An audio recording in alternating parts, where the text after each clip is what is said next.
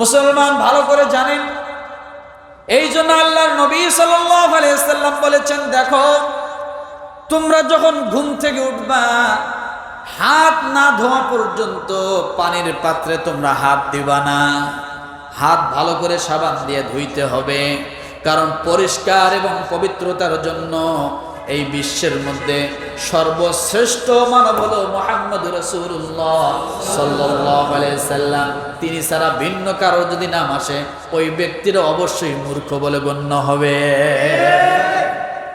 রাসূলের হাদিসগুলো পড়ুন, নবীজি বলছে তোমরা যখনই ঘুম থেকে ওঠো, ওঠার পরে তোমাদের কাজ হবে মেসওয়াক করা, দ্বিতীয় কাজ হলো হাত ভালো করে ধৌত করা, তারপরে তুমি যা মনে চায় তাই করো, কিন্তু হাত ধুয়ে নেবে। কেন হাত ধুতে হবে? কারণ আপনি যখন ঘুমিয়েছিলেন, আপনি তো ঘুমান্ত মানুষ, আপনার কত জায়গায় চুলকানি আছে তার ঠিক নাই।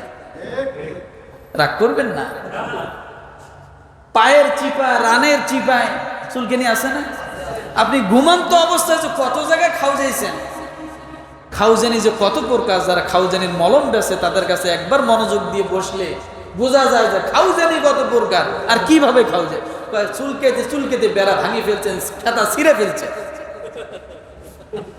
চিন্তা করা যায়, চুলকানি এমন এক রোগ যা বেড়া ভাঙে খেতা ছেড়ে। জ্বর আসলে খেতা ছেড়ে না, বেড়াও ভাঙে না, তাহলে বোঝা গেল এটা তার মারাত্মক। আমি এই জন্য আগেও বলেছি, চুলকানি হলো গুনাহ হলো চুলকানির মতো। মনে আছে কিনা বলেন? গুনাহ কিসের মতো?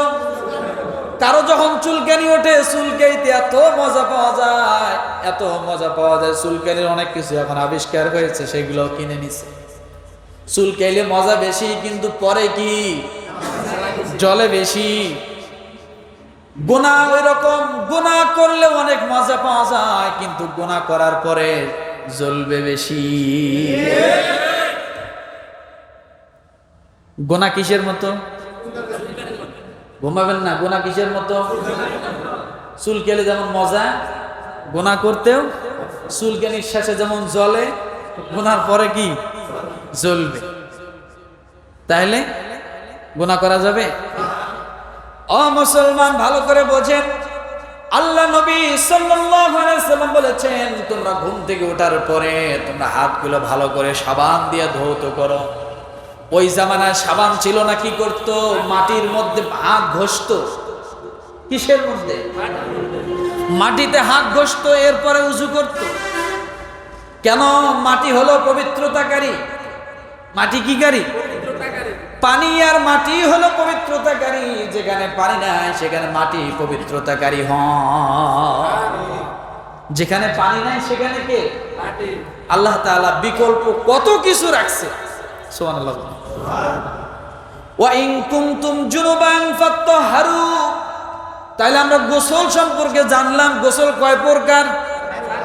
কি কি? গোসলের ফরজ কয়টি? কিভাবে করব জানছি তো। গোসল ক্লিয়ার? শরীর যদি নাপাক হয়, আগে নাপাকগুলো ধুতে হবে, কাপড়গুলো পরিষ্কার করে তারপরে ফরজ গোসলের নিয়ম অনুযায়ী করতে হবে।